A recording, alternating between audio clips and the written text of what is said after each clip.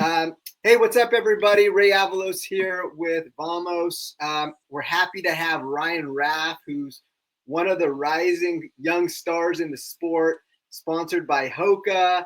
And Ryan, first, I want to say congratulations. I hear you have a baby boy on the way, so you have a growing family. Thanks for joining, and congrats on the family growth there.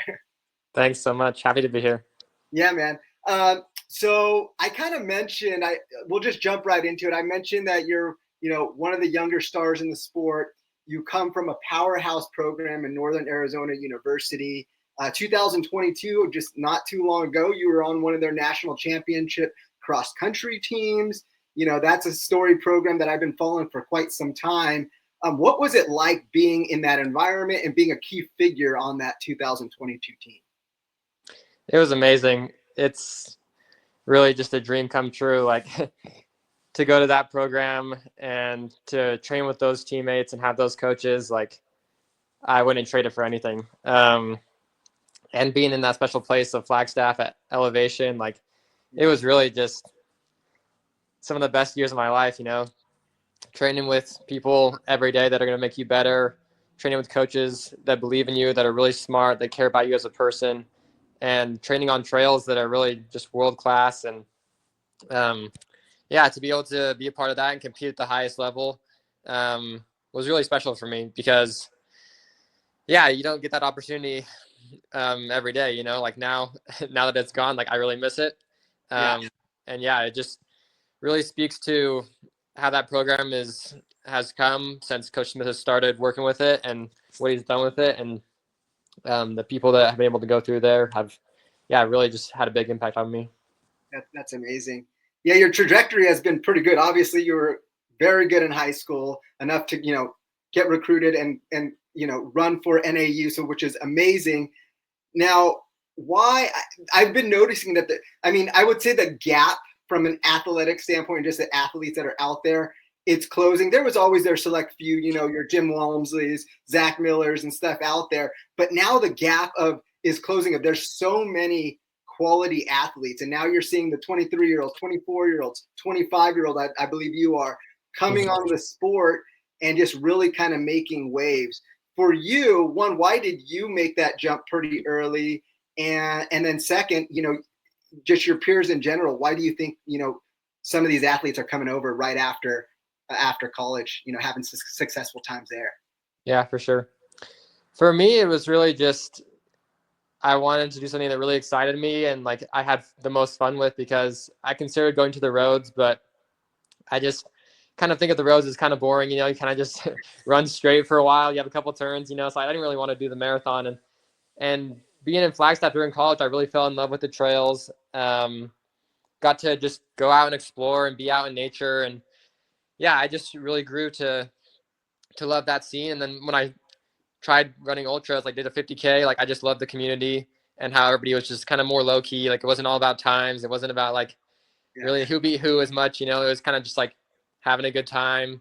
Everybody's happy. Everybody's cheering each other on. And I just love that vibe. Like, I'm still competitive, but I love the close-knit grassroots type nature of trails. And I just think it's a lot more fun. Like, the different terrains and different courses you get to run, the different places you get to see, it's kind of just best of all worlds. And I think other people are realizing that too, and they're noticing that.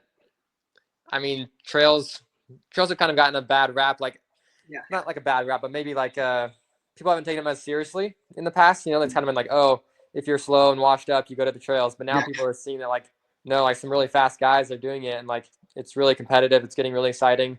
The sport's changing with how people are training, with carbs, all that sorts of stuff. So people want to be a part of it. People want to jump in.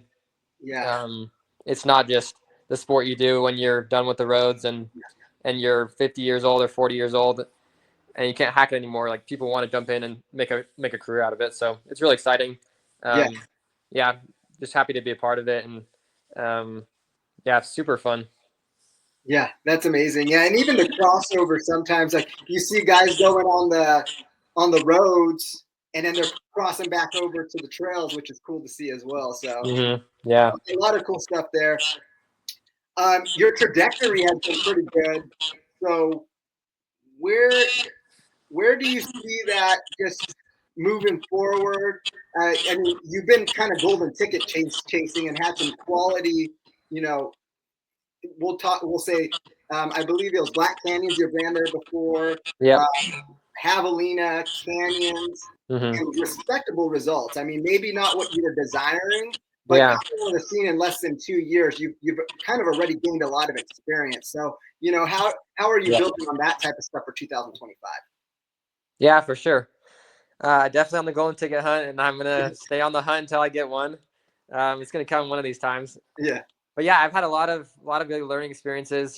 Coming into the sport, I've been naive. I've made all the mistakes. I've had horrible nutrition. I've gone out too hard or gone too hard in the middle, and not had enough for the end. Like, yeah, so really just a mixed bag of results, and I've tried to learn from each one and take stuff from each one, and really just work on my mentality like later on in the race, working on staying competitive for the entire race, even if things are going rough, problem solving, fixing it, doing what I can till I get back on track.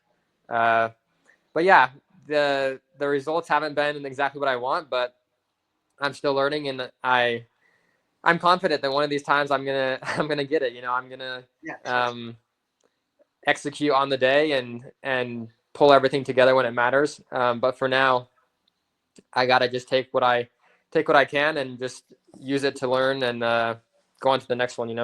Yeah, totally. And I mean, you had some quality results. Canyons 100K top 10. Hmm. Um, Recently, you had that 50K where you were racing with David Roche. So Yeah. that was pretty strong as well. So I mean, that has to be big time confidence boosters heading into Black Canyon next Hmm. year. Yeah, yeah.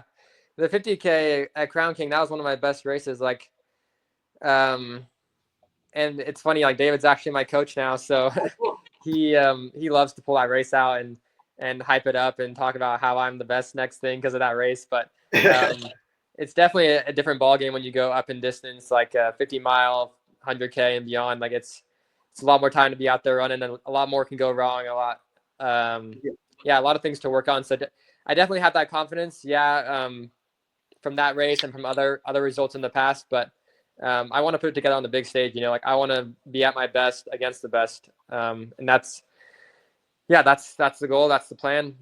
And that's why I'm running Black Canyon. that's awesome. How has the training block been? It's been good. I'm living in Billings, Montana right now, so it's been uh, single digits, under zero sometimes, snow, wind. We've had it all. So I've had to adapt and go on the treadmill. I've had to kind of just gut it out in the conditions sometimes. Haven't been on trails as much as I want to, but I've gotten solid work and been consistent. I think that's the name of the game. Just staying consistent, staying healthy, um, staying on the grind. Yeah, totally. Might not be like the most training or like the most quality or like the most time on feet or whatever that I've ever done or the biggest workouts, but I think the sum of the workouts and being healthy and just feeling fit will go a long way. Yeah, that's great, man. Um, you know, it's supposed to be in the high 70s. Do you think that'll play a factor in your plan? Yeah, definitely for sure. Like I've been doing some heat training, getting some heat suit sessions in, and I think the second half of the race will definitely get hot. I mean, people have been training in low temperatures in winter for the most part, unless you're living in Arizona or Phoenix, I should say. So yeah, everybody's used to just training in mild conditions. So even if it's only 75 or whatever, it's going to feel like 90, especially with like not a lot of shade on the course. So yeah, I'm definitely going to focus on getting that ice in the bandana early and getting sponged down at the aid stations. Just if I have to take a couple of minutes here and there to get ice on it, it'll probably save me later on in the race. So I take the heat seriously, even though it's not 100 degrees. Yeah. And then one of your nutrition sponsors, Hyperlight, will that play a factor in keeping you right during those times when you need those extra electrolytes and carbs? Oh yeah, definitely. Yeah, Hyperlight's been a big game changer for me during this training block, and really just builds my confidence in my nutrition strategy going into this year's race. Because like 2 years ago, I was eating bars or trying to eat bars and like just like drinking water, and like Yeah. I probably had like little to no sodium at all, and like yeah, just totally bonked the last 15 miles and walked a lot of the last little bit. So this time, yeah, it'll just be super um, a lot of weight just lifted off my shoulders, knowing that like I'm gonna have enough sodium, I'm gonna have enough carbs. Like as long as I keep drinking my bottles, just keep drinking, like I'll be good on that. And I might not feel like $1,000,000 the entire race, but I'm definitely not gonna have that super low, super just depleted last little bit. As long Yeah. as I get those bottles in. Totally. From what I see, it doesn't look like you've had too many like tune-up races recently. Have you just been relying on training, or have you had a race recently for this block?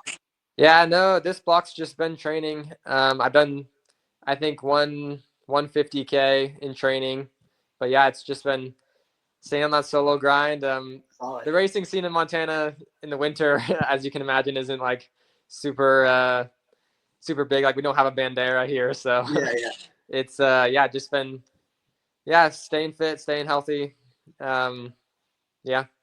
Cool. I'm sure you'll get after it, man. So I saw your Instagram post. It seems like you have some confidence. You say you want to like rewrite the story. Could you touch on that and just kind of what's fueling, your desire there? Yeah, I mean, last time was just really rough. So like, I just I want really bad to like just have a better experience out there, and like whether that's like taking an hour off or getting a ticket. Like if it's a better day and I execute better and I have better thoughts and better execution, I'll be happy with it. Like in my mind, it can't go any worse than last time. I mean, you never know, but yeah, like part of this for me is like seeing if I can um, improve off of past performances at different races. Like a lot of times in the U.S., it's kind of you go back to the same races over and over again if you're on the golden ticket chase, and so I want to hit that experience from last time and improve off it and see kind of like how much better can I do. Can I get like 10 places better? Can I get an hour better? Can I get an hour and a half better?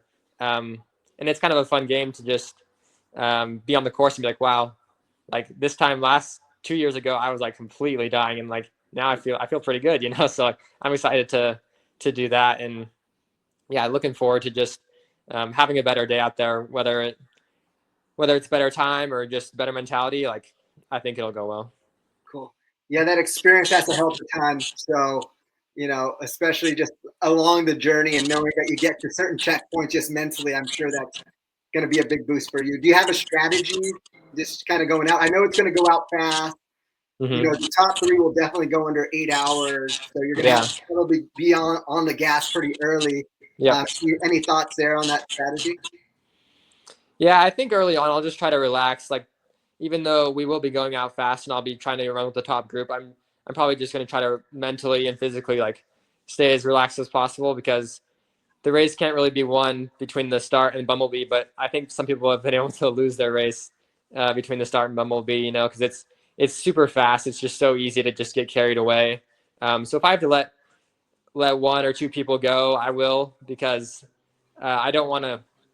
Yeah, I don't want to spend all my energy too early. So, but yeah, I definitely want to be up there and just trying to relax, stay present, stay in the moment, not think too far ahead, because 62 miles can be daunting, especially with the hills in the later half. I just want to let those come when they come and just stay in the moment.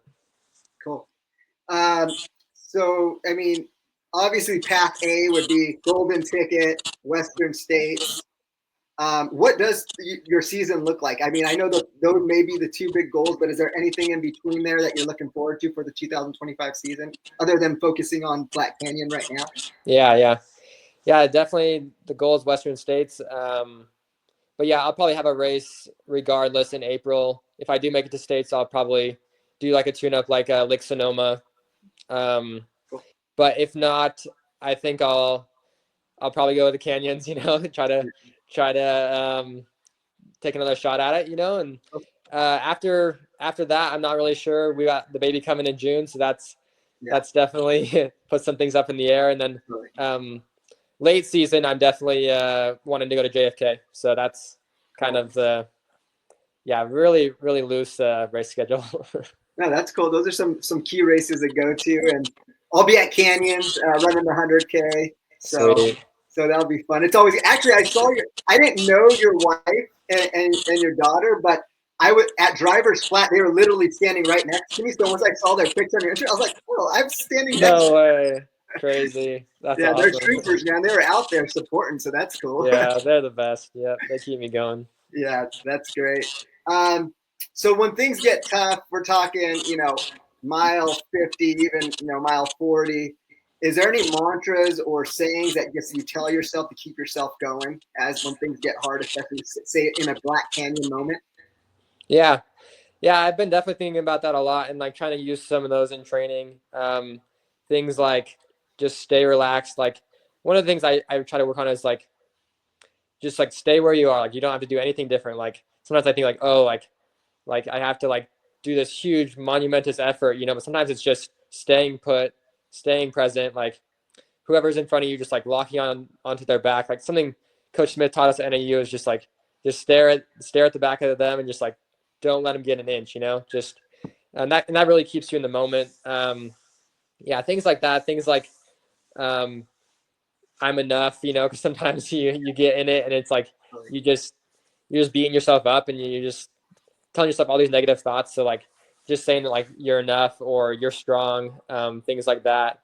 And then definitely just like things to get me to relax, relax my shoulders, relax my eyes, just those little cues that can bring it back to the moment. Because when you bring it back to the moment, like everything's all right, everything's okay. Like when you stop obsessing and worrying and telling yourself these fear stories, you find out like, oh, I'm all right. Like I can still do this. That's great. Yeah. Finding that balance, being positive, being optimistic, Yeah. definitely helpful in many Yeah. forms of life. So Hmm. that's awesome, man. Well, I'll be out on course, so I hope I'll be rooting for you for sure. Best of luck. I appreciate the time. Sorry, I know there's a little bit of feedback. I haven't figured that out, so sorry about that. But No worries. dude, No thanks for the worries. time. And like I said, I'm definitely rooting for you, and you are definitely on an upward trajectory. So we're pulling for you, man. Appreciate Thank it. you so much. Really appreciate it. Thanks, Ryan.